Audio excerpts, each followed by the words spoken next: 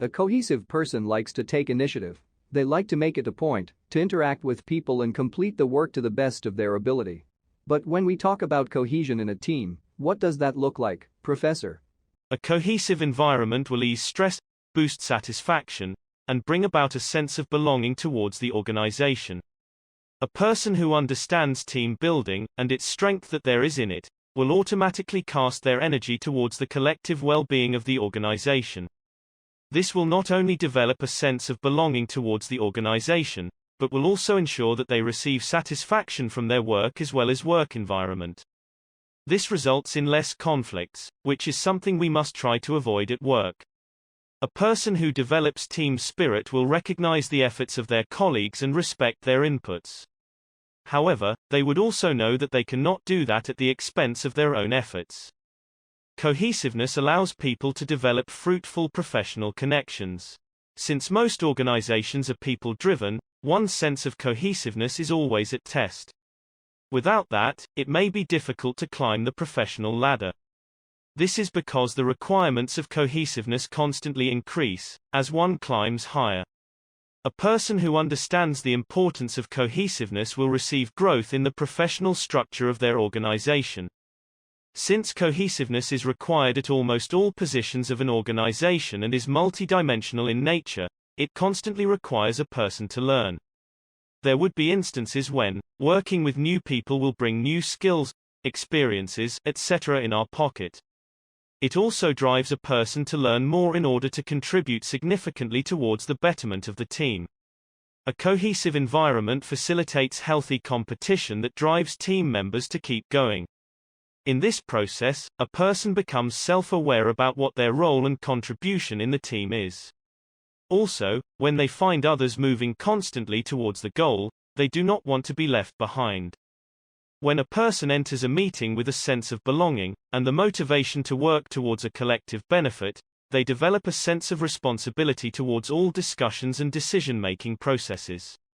They will stay attentive towards the decisions being made while also being able to contribute to all types of ideas. So, Professor, to truly develop a sense of cohesion, what is it that we should look to do? Setting a goal provides a direction to the teams. It is important that the team members identify, evaluate, and think in the same direction. Without this, the efforts will not be brought in the direction of the objective, resulting in the overlapping of ideas, underdetermination or overdetermination of targets, demotivation among members, miscommunication and misinterpretation of feedbacks and collaborative activities, etc. Certain steps must be kept in mind to ensure that the goals set are assessed in a uniform manner in order to ensure an effective and efficient response. While setting the goals, teams must prioritize feasibility, that is, keeping in mind the risks, unforeseen problems, resource and time availability, etc. in order to set feasible goals. Remember that you do not always have to make it easy for yourself, but not too challenging either. Then, it is important to structure the operations into defined timelines.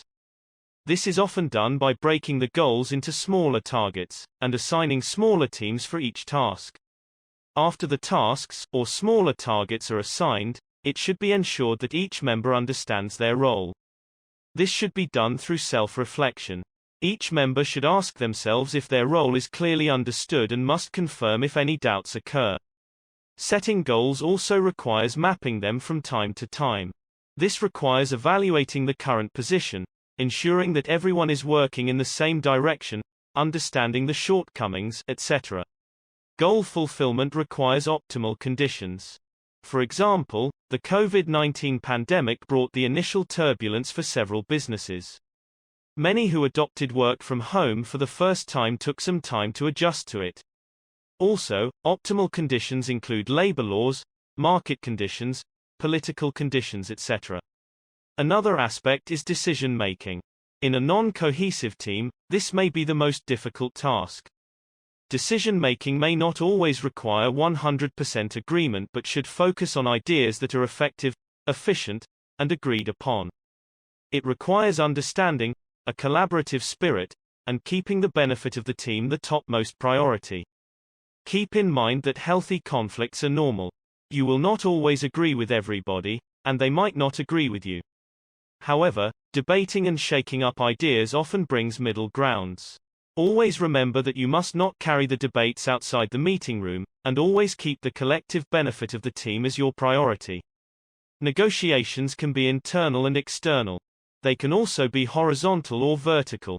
Remember, while negotiating and mediating, your stance should not be biased towards a single idea or person. It should always keep a collective benefit in mind. No matter how much we try, sometimes situations that we may get stuck in situations that are out of our control. In such a situation, teams must stand together. Remember that only the hard times test your cohesive abilities. Instead of running away, teams must analyze and work on trying to find appropriate solutions. A good plan will always expect certain failures, or unforeseen circumstances in the future. Professionally, a person must make feasible goals for themselves in order to be able to contribute to the team's success. For example, if you have to submit a report within the next 2 weeks, foresee that you cannot do it in one night before the deadline. Divide the tasks accordingly, keeping in mind that you may procrastinate or fall ill, or may have to tend to something else.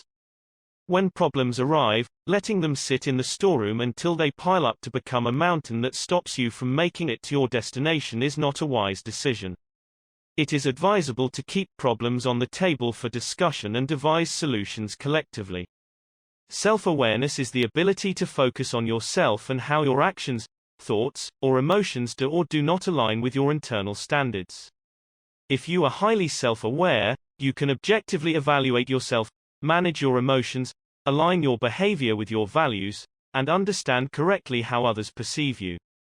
Recent research by Harvard Business Review found that, although 95% of people think that they are self-aware, only 10 to 15% actually are. That's such a stark difference. Why does this happen though? What are the things that make us self-aware then? It is the sense of loyalty, pride, and unity that the team members share.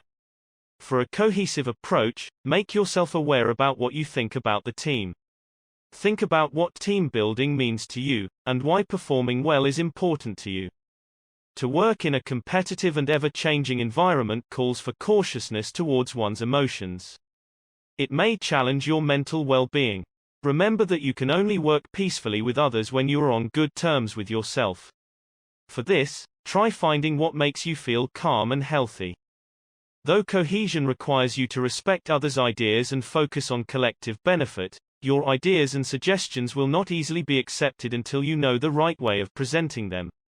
Here, you would need the correct combination of being an orator and a listener.